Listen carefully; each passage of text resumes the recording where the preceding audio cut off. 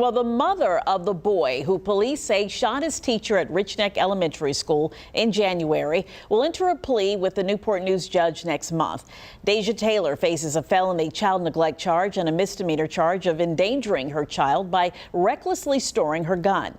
She originally had a bench trial scheduled for next month, but her attorney asked a judge to change it to a plea hearing. And Sparaco spoke to a legal analyst who explains what could come next. It's the latest turn of events in the Richneck Elementary School shooting investigation. Deja Taylor's attorneys called on a Newport News judge to convert her upcoming trial to a plea hearing. If you voluntarily give up your right to a trial, that's a clear indication that there is going to be some kind of a plea of guilty. Taylor's son is the boy who police say took her 9mm handgun and shot his Richneck Elementary School teacher, Abby Zorner, last January. The 25-year-old faces a felony child neglect charge and a misdemeanor charge of endangering a child by recklessly storing her handgun. Since the shooting, Taylor told reporters she had the handgun secured in her home. There has to be, even for a guilty plea, some support for the plea.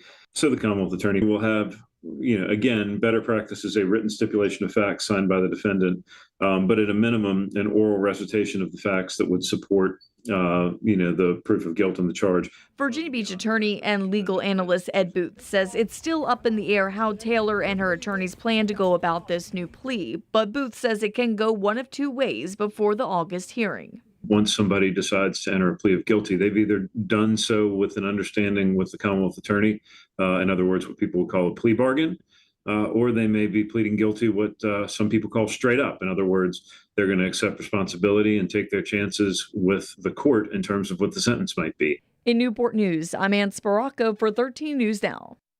Taylor also pleaded guilty to federal charges of lying on her gun permit paperwork about her marijuana use. Prosecutors recommended she face 18 to 24 months in jail on those federal charges. A judge will decide on that this October.